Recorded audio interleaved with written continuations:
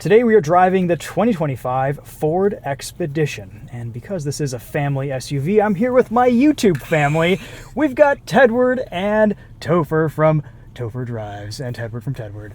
So let's walk you guys around this new Ford Expedition Platinum. We have the Stealth Appearance Package, and what is it, the Stealth Performance Pack? Performance Pack. Okay, so 22-inch wheels, the high output 3.5-liter twin-turbo V6. It makes 440 horsepower, 510 pound-feet of torque. We have a 10-speed automatic transmission, and just lots of Expedition things in here. Many seats. Let's walk you guys around this. And it was born here. It was born here, yeah. It was built just in there, in the Kentucky truck plant. We just did a tour of this plant. It was cool seeing a Ford assembly line. I've only been to the Chevrolet Corvette assembly plant. And, you know, Ford, they're the OG with the assembly line, right? And they make a pretty impressive manufacturing facility. So, red brake calipers, 275/50 are 22-inch Michelin tires. The Platinum starts at 77 grand. This is 86. Okay, so it's got some options. Not cheap, but the regular active trim starts at about 62.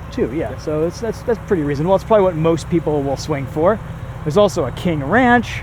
There is the Tremor, which I am very excited. I'm actually tremoring with excitement to drive that off-road tomorrow. The big news here with the new Expedition is, of course, the styling inside and out, but we have this split tailgate.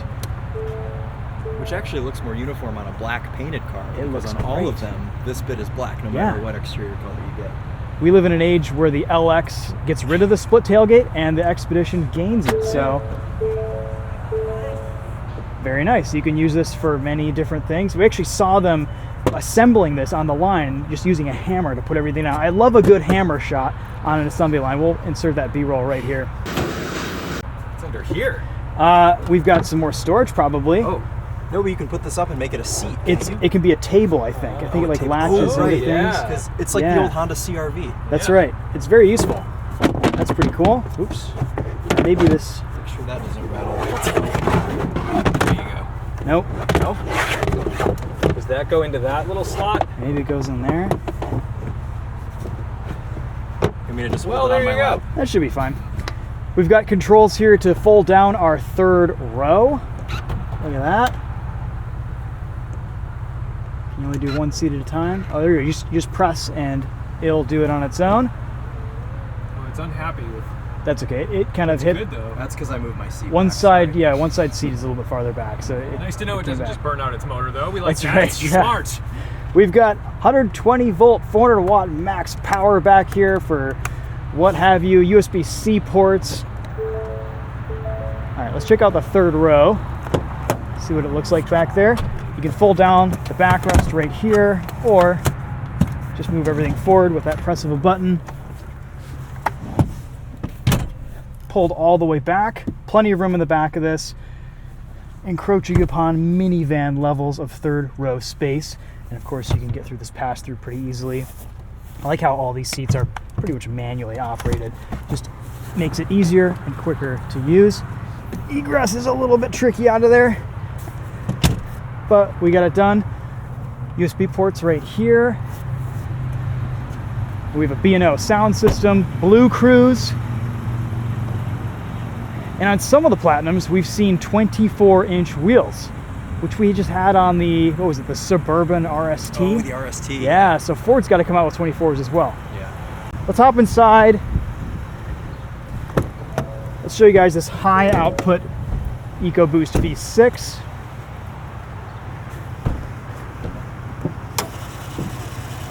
There it is. Fuel economy is rated for 15 miles to the gallon in the city, 22 on the highway. All right, let's go inside, show you around this new interior. We have a controversially shaped steering wheel. Ford claims it aids with ingress and visibility of this massive screen in front of you. I guess I would agree, but it's still a little bit strange to look at. And then we have one of my least favorite features in the automotive space, a set of non-button buttons that are always changing and are super distracting to use and unintuitive. what happened to just regular old buttons. So we use these to adjust many different things. You never quite know which thing you're adjusting. So this is steering wheel adjustments. You can press this to adjust the steering wheel up. The little button that used to be down here wasn't hurting anyone, but now we have to deal with this, which I guess is okay if you just do it once. But if you're doing this while driving, it could be the last thing you do. Oh, and you have pedal adjustments too. This is nice to see. Good for driving position. Lots of other physical buttons though for window controls. Thank goodness. Seat controls. And look at this. We have actual real vents. You don't have to adjust those through here either, which is great. New infotainment screen. Very quick, very responsive. You can play video games on here. You can adjust what's up on this screen above here. Similar stuff that we've seen in some of the new Lincoln models. Let's see, games. The idea with these games is that while you're waiting in the pickup line for your child to come out of school or get done with soccer practice, you can go in and play Gold Mahjong Fervor or Angry Birds for Automotive. There we go. Very cool. Ooh, Asphalt Nitro 2. You can watch YouTube, so we could watch ourselves. We would like you to watch YouTube in the car, Yes. but while you're parked. Yes, can't you do any of this while you're in drive. A lot of people say that they go to sleep watching our videos, Yeah. and it's nice when you think like, oh, I'm the last voice they hear when they fall asleep. But I don't want you to be the last voice you hear. Exactly. You know what I'm saying? So Yes. don't watch it while you're driving. Exactly right. Lots of storage in the Expedition. You can move this center console fore and aft. Look at that. Gives But me easier I access. love a big thing like this where I can just throw chunky, awkward things. And this locks. So when you turn the vehicle off, now I don't have to have anything exposed out here. I'm so afraid of someone doing a smash and grab, and I love when these have cubbies. Things Love can be hidden. a secret hidden compartment, and that has some height to it too. Seriously, I didn't it's completely legit. destroy your camera. No. Well, you know who did this first, though? This whole moving center console. You don't know. Oh, the Chevy Suburban has something very okay. similar. Oh yeah, of very, course. very yeah, similar. yeah. No, I think there's a lot of carryover here from what Chevy's been I just doing. wanted you to say it. You just wanted Yeah. me to say it. Thank you. I do appreciate more of the physical controls here. We've got a button to turn off auto stop start, activate our cameras, traction control off, hill descent control. We've got a rotary dial here for our gear selector. We can plus and minus gears going up hills, down hills. No paddle shifters behind the wheel. And then we have auto climate control, all that stuff. There's a full menu right here that looks pretty familiar. I appreciate how responsive and quick the screen is, just because we've had some issues with Fords in the past, just being super laggy. This feels like an infotainment display from 2025, which is nice. For the money here, could use a digital rear view mirror, maybe some nicer materials. There's a lot of plastic in here. I don't know, I'm not blown away by the material choices in this Expedition, but again, there are other trims with brighter interiors, different features and luxuries, amenities in the Platinum and the Tremor, and we'll kind of get through a few different trims on this drive. We get auto up-down windows on all four corners, 2 high, 4 auto, 4 high, and 4 low, as well as some drive modes down here. You can cycle through those much easier than you can in some other vehicles. I like how the whole animation doesn't just come up. That's a lot quicker than other vehicles in the Ford lineup. Let's just start off in normal mode. We'll head out and give you guys some driving impressions. All right, looking at our cameras here. It actually hit the brakes, so I didn't run into that shrubbery back there. Chevys do this as well, and it frightens me often because I've often thought that I've hit something, and then a car was just stopping on its own because I was like 6 inches away. Stellantis vehicles slam on the brakes. Steering, light. Steering wheel, small. Power, Yeah. expeditious. Set me back in my seat a little. Yeah, Lincoln cutting us off. Is this there's a little side camera there? Look at that. Oh, yeah, for both sides. Yeah. Taking It's a like page a- out of the Hyundai playbook. Yeah. I like it, Honda used to do this. but only for the right side. Oh, that's true. Yeah. All right, continue. Next stop. Let's see, we have lots of navigation screens. I think we're just going to keep this dual screen thing going. I guess we have to have one to touch and one to look at. So Ford made quite a few improvements to chassis rigidity, body mounts, suspension tuning to basically just make this a more comfortable, quiet riding experience. Improvements in NVH, ride quality, those were all primary areas of focus for the new Expedition. A worthy thing to do for a family vehicle. I like those turn signal cameras. When I get out of a car that has had turn signal cameras, I miss them. And it's nice to see Ford implementing them here. So what else do these steering wheel controls do besides just frustrate me? Okay, so you've got volume controls right here. The middle is a play button. This is, you can use the voice feature to take yourself to the nearest coffee shop. But I don't like how they're not illuminated all the time. It's like what Lexus is kind of doing with like the NX and the RX. Yeah. Except having a fixed screen instead of a head-up display. It's very confusing. It's frustrating to operate. It's distracting. I wish they would just give us constant steering wheel buttons. Or show, I don't know. I don't like it when buttons are always changing. It's really unsafe to have changing buttons in a vehicle. Yeah. I need things to be ergonomic, predictable, and exactly what I touched every single time. So that way I never have to hunt for something, and it is very frustrating when I have to tell a button what to be before it is. There it is. Yep. It's quick. It is quick. I was like just breathing on the throttle. Powertrain's quiet, no shakes and rattles. During our factory tour, we went through the kind of NVH rattle test. Car just rolled off the assembly line. They drive it over some very bumpy sections of pavement, cobblestones, some articulation situations. You had to pee really badly. I had to through all pee that. so bad. Yeah, it was bad. And then they were like, hey, let's go over some moguls. At speed. I feel like I heard some rattles during that. We had a couple did. rattles. Yeah.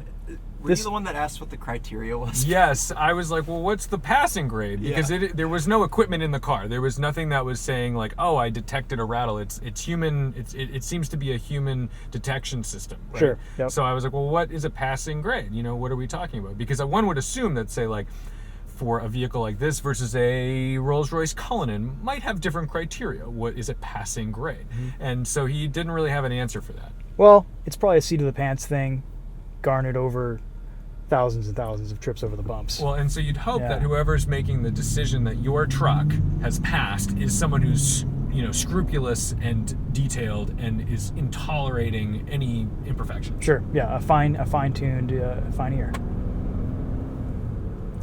All right, let's see if we can engage cruise control here.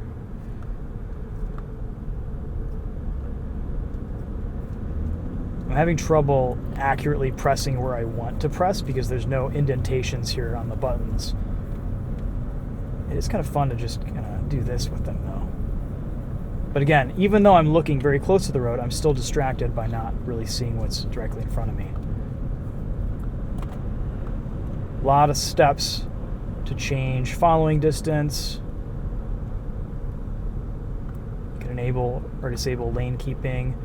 Blue Cruise is a level 2 driving assistance system, so it's not completely autonomous driving, but it's hands-free, and it will engage on most highways. And the Expedition will tell you on the screen when that's ready with a blue steering wheel icon. First impressions, it's quiet, it's spacious. It has a grab handle for the driver. God is good when there is a grab handle for the driver, because I throw out my back all the time. Yeah. And getting in and out of my Lexus, it has a grab handle, but This then a is lot of trucks don't have this. one of the best but most inconsistent features in a car ever. Most like trucks and SUVs, they'll have grab handles for the passenger, but not the driver. I don't know if it's a safety thing, if it's a distance thing with like collision stuff. Or I think you're worried about airbags. visibility for that A-pillar, but if you place it correctly, it's just Sure, fantastic. this is great. I think it's just cost cutting. Also true. Yeah, I think that's all it is.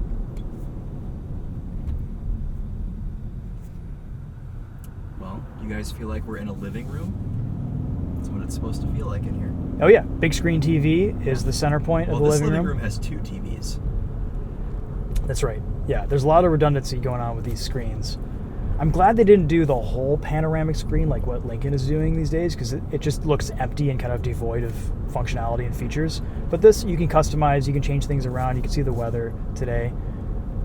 It's actually colder in Kentucky than it is back in Michigan. It is quiet in here. Much quieter than my living room with screaming children.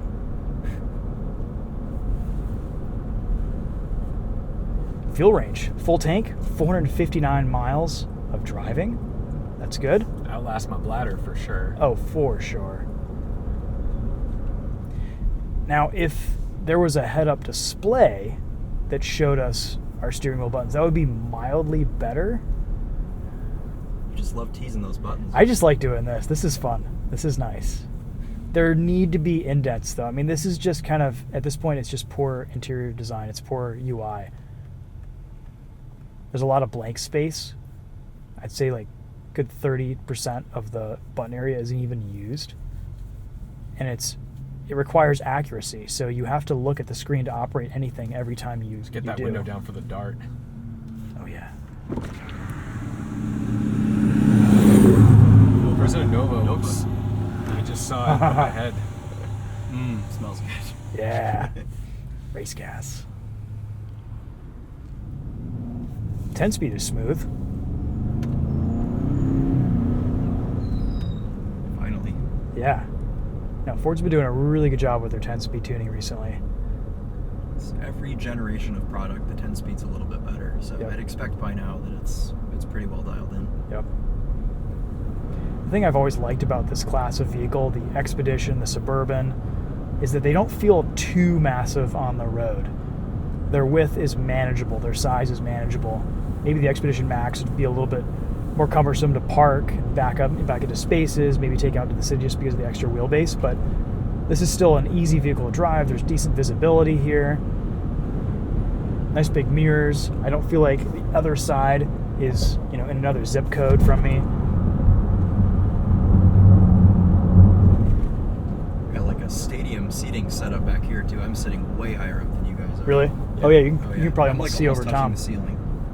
Can you lower your seat at all, or is that it? No.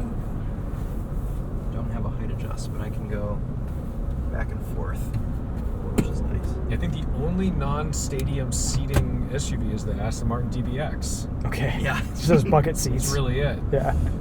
I like the position of this screen. It's just right to hand. It's kind of that, what is that? That Lotus distance, between the hand and the shifter, but except this isn't a Lotus, it's just a screen, which is where you interact with everything. It's just a little bit longer of a distance. But to the gear selector, you could oh wow, it gives us like a, Whoa. It looks like a calendar. Look That at looks that. like a telephone dial. it is.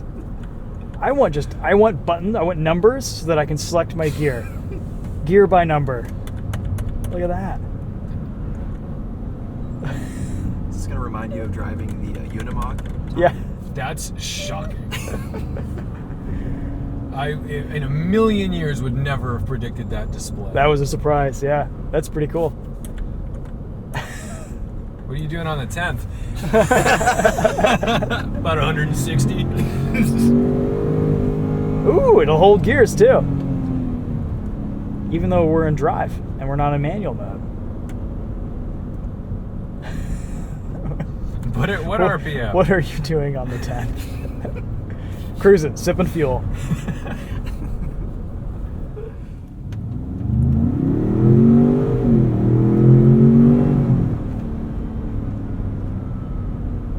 Sounds decent. Yeah, I'm actually surprised at how good it sounds. Yeah. And I like how the speedometer refreshes quickly. So it's not skipping miles per hour. Has a much gruntier sound than like the Raptor, like Yep. a F-150 Raptor. And it all seems like pretty natural engine noise. There's nothing piped in. I don't know if that's the same case in sport mode. No. Oh yeah, there's some piped in noise Yeah, right there. maybe that's where the grunty stuff comes from. Yep. but it's not absurd. Sure. I just want to keep using this gear selector.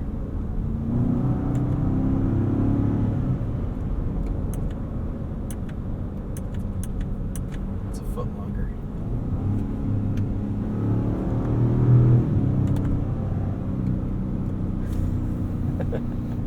Oh, sport mode puts us into 4 auto. That's nice to have.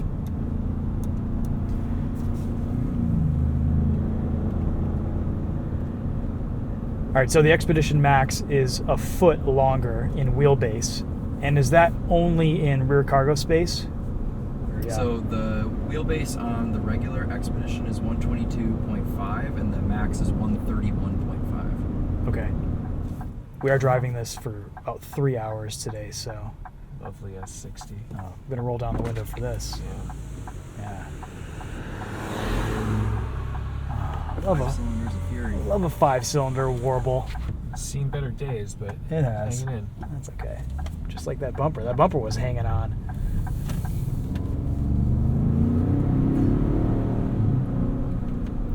Is that steering wheel awkward? Like to do lock-to-lock turns and then coming back to center? It comes back to center pretty quickly. Like, it has kind of a springiness to it. It feels... I mean, there's a lot of wheels out there like this. Lincoln's doing it. The Corvette wheel feels kind of similar. Yeah. It seems pretty natural. It's a smaller wheel, which I kind of like. And I feel like where you would rest your arms on the armrests, either above or below, is kind of a natural position for where you put your hands on the wheel. All right, let's see how this corner is up here. We've got some distance. Throttle response in sport mode is on the more aggressive side. Brakes feel good.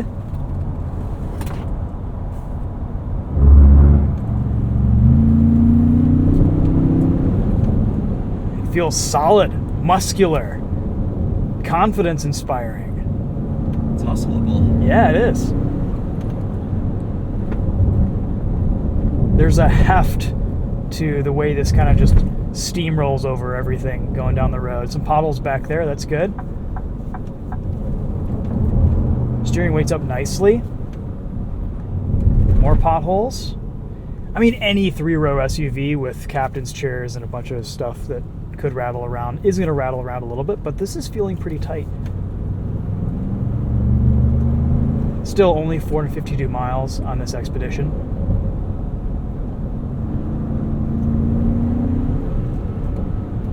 They've almost tuned this to sound like a V8 at like low revs. Was like almost embarrassed to say that. Yeah, it sounds more like a V8 than the M5's V8 that we had a couple weeks ago.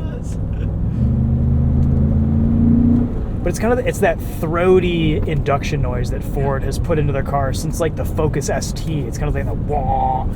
There's a little bit of that here, but it's not too much. It's not overdone. Definitely sounds like a truck engine still. Absolutely, it's a good noise.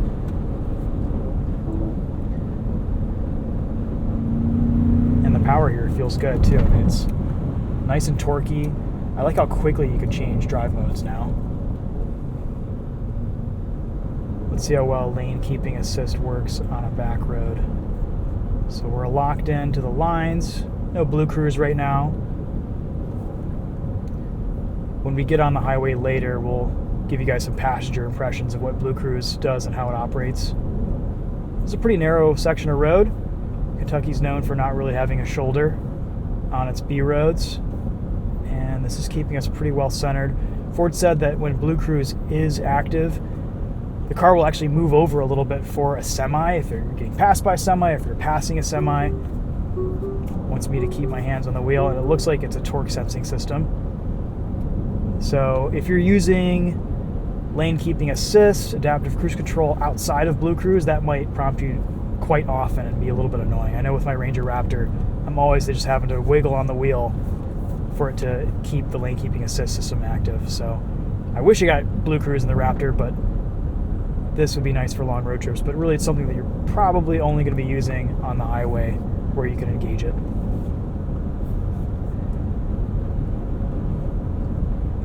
Also, my complaints on these steering wheel controls are day one irks. Living with this car, you'd be accustomed to what shows up when, where the button location is. I just think initially, though, this is just poor interior design in that you have to look at a screen to see where you're at, and there's no separation between these buttons. I think that piano black on the steering wheel is kind of bizarre. Yeah, it's a little bit strange. I like how this is actually a matte surface. It feels good. Yeah. It's like a touch. It's like a location touch. It senses where your hand is. But yeah, in a world where we swipe everything, I swipe right on my wife. You just have to touch these. So I guess you have to just get accustomed to that. Right now we're at the closest following distance here. I don't like how it's a double press to change following distance. There is empty space above and below the following distance setting icon where you could just change it without having to do any menus. Look at that. That's one step too many. Cruise control is smooth though. The adaptive system slows down progressively. The closest following distance seems like a good distance. It's probably adaptive too to your speed. All right, we are on the highway. Tedward is piloting the Expedition, and we have Blue Cruise engaged. What are some first driving impressions you have with this Blue Cruise system? It seems like it's working pretty well. We have confident lane changes. It's staying nicely centered between the lines. It tells us some more information than the previous system. This is Blue Cruise 1.4. You were talking about that earlier. What is some of that? So it's doing a really good job of keeping us in our lane without ping-ponging between the lines. And in addition to that, it's giving us feedback. So it's preparing for lane change. It tells me things that I might want to know as a driver, like, are you actually doing the thing that I asked you to do? Or if it rejected my lane change, why? So it's giving us just enough feedback to let us know what's happening while we're operating it, because this can be a very intimidating system for someone who doesn't trust it yet. And gaining trust in a level 2 system is critical, because the second they start letting you down, it's like game over. I don't want to be part of this. This is a nightmare. Sure. And you can also avoid potholes while Blue Cruise is engaged. It'll resume. You can kind of make a little adjustment here and there. Yeah, and it's not going to freak the system out. It didn't just remove the hands-free driving for me and then resume it. It allowed me to make a move, and it's still working. So this is really nice. You can always know if Blue Cruise is available just by the blue icon on the dashboard there. Also, some other driving impressions on the highway. It's pretty quiet in here. A little bit of tire noise, a little bit of wind noise, but we do have the panoramic roof peeled back. I can hear Chris from the back seats, no problem. This is a nice road trip vehicle, and this would take a lot of energy, effort, mental capacity out of the driving experience. You can just kind of sit back, relax. This would be a great road tripper. Rated for 22 miles to the gallon. Who knows if we'll actually achieve that at 75 miles an hour road trip speeds, but you could probably get pretty close to that. One thing I didn't mention about this Expedition is that it will tow 7,000 pounds or 9,600 pounds with a load leveler. So if you want to install the load leveler, go through that whole process, you can get some more towing capacity out of this, or do 7,000 pounds otherwise. I feel like that for the size of this, that 7,000 pound hitch only capacity seems a little bit low. I feel like other vehicles in this class are higher than that. I don't know. Does that seem low to you? It's a little low, but the 9,600 number is higher than competitors, but that 7,000 does seem a little conservative. Yeah. And that's even with the high output engine. It's just a chassis thing, I think. So anyway, I mean, a lot of people tow with their Expeditions. That is something to factor in. How many people are towing over 7,000 pounds? Probably not many. If you have something of that size, you're probably going to be wanting like a F-250 or something. But Ford gave an interesting statistic that I think it's like over 50% of Expedition buyers tow more than 6 times per year with their Expedition. So towing is important for these owners. Sitting in the passenger seat here, this interior is a little bit disappointing for upwards of $70,000. There's just a lot of plastic and rubber and what looks like leather with some contrast stitching. I don't know. I feel like for the money, I would be expecting better. I feel like some of the competition has a step up in terms of interior materials, specialness, perceived luxury. I think the feature set here is nice. It's cool to have, you know, the capacity, the storage space, some of the, you know, just the overall layout here is well done. The dual screens work out well, but at the end of the day, I'm kind of disappointed with this interior. I think we've seen some other Expedition Platinums, like in the lot when we first, you know, started this drive event, that look a little bit nicer with the lighter interiors, but maybe it's just this particular trim. We'll see how we feel about the Tremor tomorrow. Oh god. Steering ratio, man. Didn't know which way the wheel was pointed. Yeah, when you're doing hand-over-hand steering in this Expedition, this wheel, it throws you off. The ratio is pretty slow. It's kind of weird. I don't know if I like it. I don't think you can name it Bald Knob Road.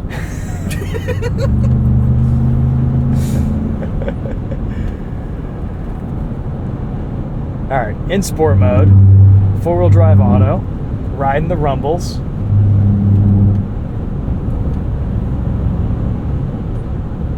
Slowing down. We've got some twisties coming up. What I love about Kentucky, though, is that speed limits through the twisties are still 55. Signs are expensive. It's like 55-mile-an-hour speed limit if you can, if you dare.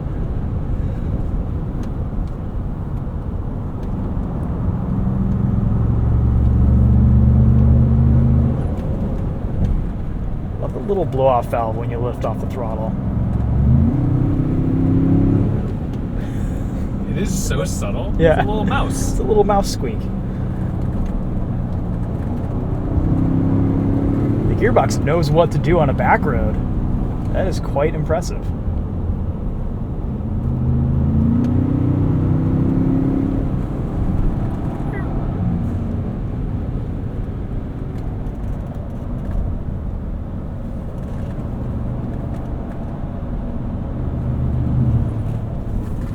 This Expedition does drive really well. It's just so planted, it's comfortable, it's quiet. The power is awesome. I feel like it's kind of overkill, there's so much of it, but if you're towing, if you're a performance-minded family hauler, then this high output motor is great.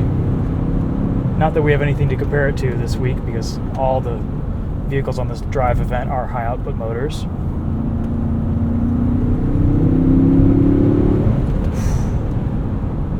Yeah, it just gets the job done. And these brakes, they inspire confidence. We've uploaded a couple of Tahoe Suburban videos recently. I don't know what it is with GM's brake compound. If it's the copper-free stuff to save the salmon, what it is, but they just don't have the bite that I would like to give me confidence of slowing down a 6,000-pound SUV. The bite here is great. The pedal is progressive and linear. And Tedward was talking about in his video, this has static suspension. There's no adaptive dampers here. One setting to rule them all. It works great.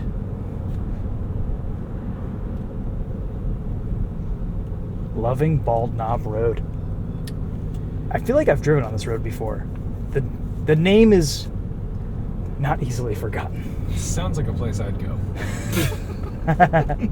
I will say, out of all the vehicles with these non-button buttons on the steering wheel, these are probably executed the best. They're the most intuitive to use out of the most unintuitive UI that I've seen in something like this. Lexus does this, Lincoln does this. Who else does this? We've seen it from a few different brands, and they've all been pretty tricky to use and live with and operate. I think with time you probably get used to this, but still, it's just an extra distraction that I don't think is necessary and could have been avoided with just physical controls right here.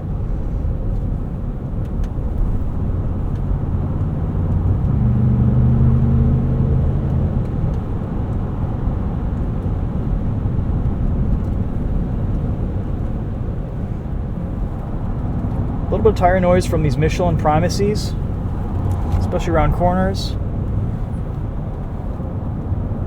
Honestly, for the long wheelbase version of Ford's biggest SUV, this is pretty athletic around a corner.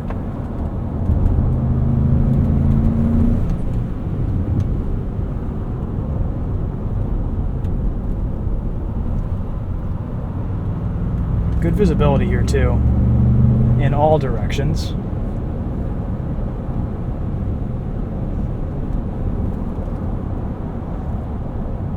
I don't know, Chris, we might have to revisit Bald Knob Road in the Mustang and the Camaro. I was literally just thinking This that. is sounds good like driving. We need to take the cars on this for sure. Why is it the Honda HR-V, the Ford Expedition? Why do we get the best roads with the vehicles that just, you know, it's not what they were intended for?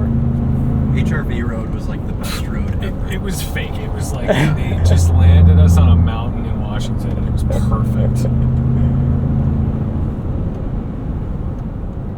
While we're here, let's crank out a quick 0 to 60.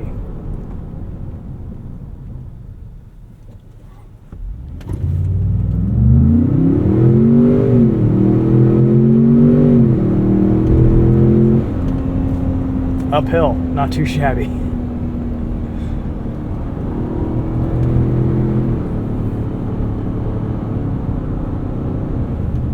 Yeah, there's just a nice amount of torque down low. And this is the most convincing V8 sound that I've ever heard from a V6. It really has that just low, grunty growl.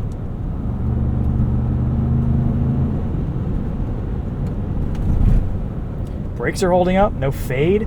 Still good bite here, going downhill. And there is no shoulder on this road. I feel like I can place this accurately. It's not too wide.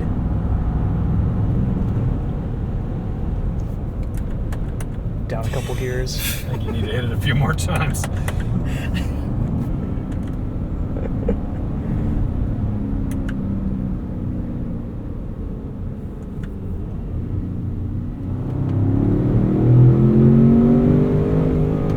It's interesting how it'll hold gears even when you're not locked into manual mode, when you're still in drive.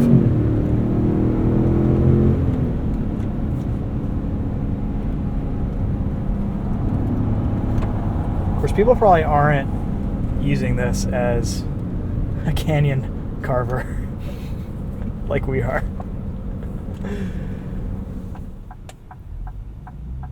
It's been interesting to see how manufacturers are using all the screen real estate that they're putting into cars these days. This is a good feature, the turn signal camera. I feel like, though, when we drove, what was it, the Lincoln? What was the Lincoln that we had with the big panoramic Nautilus. screen? It was the Nautilus. I feel like it was just, there were these huge voids, huge gaps. Same with the Escalade that we drove recently. It seemed like they just couldn't come up with enough things to design into the displays. Because you don't want too much information because that's distracting, but you want features that are useful and, I guess, add value to the driving experience. All right, guys. Well, those are some first driving impressions on the new Ford Expedition Platinum with the YouTube fam. Thank you, Tom. Thank you, Chris, for joining. Yes. Not that you had a choice. Always a pleasure, though. Yeah, I said, get in the car. Come with me for my review. You guys have to do videos, too, and there aren't enough cars for everyone. Yes.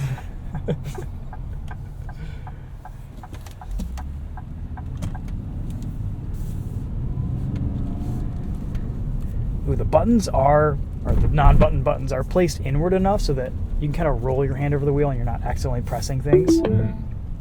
Not sure what that means. Oh, I think that's a navigation thing. Okay. It means that we have arrived.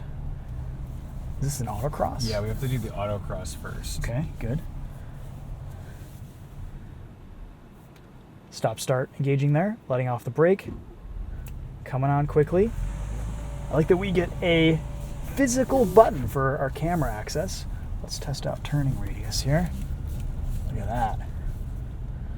Okay. I mean, this is the max. It's longer.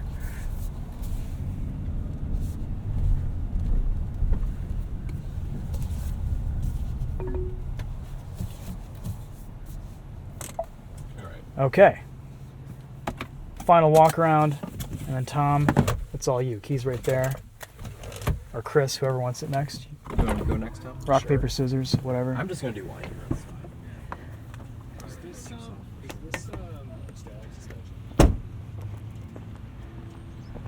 So what do you guys think about this package? I kind of got the impression the interior was a little bit bland and dull for the money. I mean, for this being a platinum, it doesn't look like a platinum because you don't have platinum on the side, but I guess if you want that debadged look. This is weird because usually there's a couple trim levels between base and platinum, but Yeah. platinum is only one up from base now. That's right. So it goes active, platinum, tremor, King Ranch. So I think the platinum's been a little bit watered down. It's not as kind of exclusive as it used to be. That makes sense. And I mean, if you look at this, I don't really think this looks like a platinum trim, Sure. but it is. So, Yeah. But I agree with you. I think the interior is a little lacking as far as materials go, but I mean, on the outside, it's still unapologetically Expedition. Sure. I don't think it looks that much different than the outgoing one, especially since we have a black spec. It's kind of hard to see the new split tailgate design with That's those, right. always being black. So this looks Yep. even less bespoke. But There's a previous generation to compare. Yep, that's the Yep. old one over there. I mean, I like what they did with the front end design. It looks good. It does, yeah. Yeah. And then this is a bar, I believe. This is like all the That's way right. around. Your Yep. DRL goes under the grill Here, I'll And give you a around, so. little. Yeah, start it up, put it into drive, because I think, and then run us over. yeah. This isn't a Mustang review. Yeah, so you can There see it it is. goes Yep. under the grill. Okay. Looks pretty nice. Cool. Yeah, turn signal. Oh yeah, no, those That are looks great good. too. And then we get the black Ford badge too. I'm That's sure right. with the stone. Yep. And then with the Tremor, we've got recovery points here. I'm excited for the Tremor. I know that's what you're excited. I sent you a video of it just going through about like 3 feet of Yeah, mud last night, literally, yeah. and I'm really pumped for the off-road course in this. Power running boards. Yep, that looks Which- good. He opened his door. Why did this one come down? Good question. When Yeah. you opened your door, this running board came down. That I noticed when we got in earlier, and I would like that to be independent because there are scenarios in which you are parked in a place where there is an unpleasant situation That's over right. here, Yeah, and when that's you get a in good over point. there, I don't really want to hear a sound of money going away to Yeah, my body guy. a crunch. Love Mike's Auto Body North. He's Hey, great. shout But out. I don't want to pay him for that. I wonder if that's a setting in the infotainment. It's probably not. All right. Well, those are some first impressions on the 2025 Ford Expedition Max Platinum. That doesn't quite look like a Platinum, but is blacked out. If that's your thing. Thanks for watching. We'll see you guys in the next video. We've got some more Expedition videos coming out in the coming weeks, and maybe we'll get a chance to test some other trims. But we will also have a video on the Tremor, which I'm very excited for. So anyway, go check out these guys' videos too, Tedward and Topher Drives. However, I don't know if you're filming. I'm just gonna do a winding road. You're gonna film a winding 'Cause road if on this. It's Okay. gonna be the same video. It'll be the same video probably. without any talking. Yeah. All right. Cool. Good.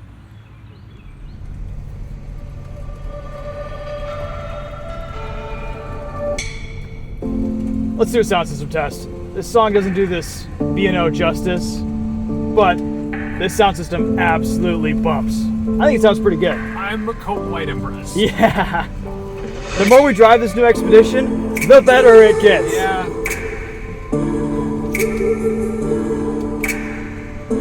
Super clear, really clean bass.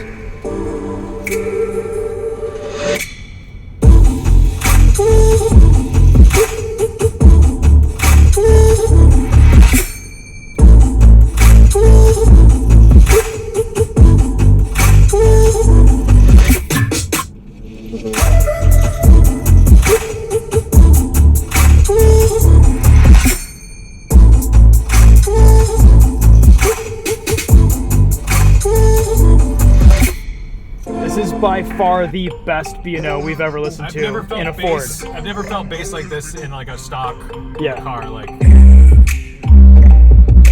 Everything's leveled out. We're in stereo mode. Party. it just sounds like there's 10-inch subs in the back. Yeah. Like,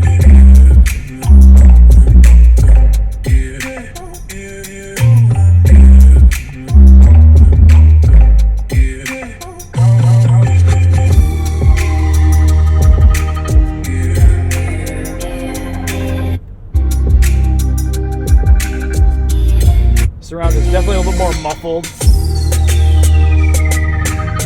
Anyway, you guys get the idea. Thumbs up for the sound system. That's like, what would Charlie say? That's like A tier. Yeah, I'd call it A tier. Yeah. Very impressive.